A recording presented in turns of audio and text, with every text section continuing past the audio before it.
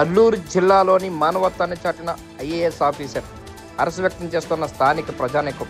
దుబ్రుగడ మండలం కురాయి గ్రామం నుండి అక్రమంగా భారీ సంఖ్యలో తరలిపోతున్న పశువుల్ని కాపాడేందుకు పాడేరు ఐటీడీఏ పీఓ తిరుమల పూజ పట్టుకున్నారు.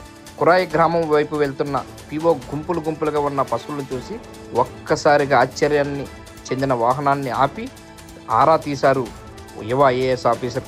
మోగజీవాలను అక్రమంగా తరలిస్తున్నారని గుర్తించిన పీఓ వెంటనే స్వాధీనపరుచుకొని తహసీల్దార్ పోలీసులకి అప్పగించారు.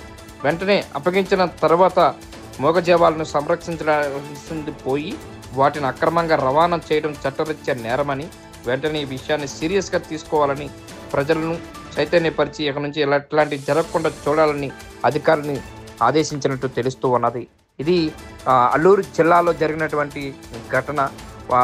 ఏదైతే మోగజీవాలను అక్రమంగా తరలిస్తున్నారని గుర్తించి యువ ఐఏఎస్ ఆఫీసర్ ఎవరైతే ఉన్నారో వెంటనే దీన్ని పట్టుకోవటము, వెంటనే అప్పచెప్పటము, అట్లాగే తహసీల్దార్ని పిలిపించి తహసీల్దార్ నుంచి పోలీస్ యంత్రాంగాన్ని అప్పచెప్పి మరీ పట్టుకోవటం ఆశ్చర్యం కలిగించింది. అట్లాగే అక్కడ ఉన్నటువంటి ఎవరైతే ఉన్నారో అక్కడ ఉన్న రైతులందరికీ కూడా పిలిపించి వాళ్ళందరినీ ఒక అవగాహన కల్పించి ఇట్లా చేయడం నేరం అని చెప్పి మోగజవాళ్ళని సంరక్షించాలని చెప్పి వాళ్ళని పంపించేటట్టు ఏర్పాటు చేసినట్టు తెలుస్తూ ఉన్నది. Thank you. దుమ్రిగూడ తహసీల్దారు. ఇక్కడ దుమ్రిగూడ మండలంలోని కొర్రాయి గ్రామ పంచాయతీ సమీపంలో సుమారు 130 పశువులను అక్రమంగా తరలించడానికి ఉద్దేశించి ఇక్కడ పెట్టడం జరిగింది.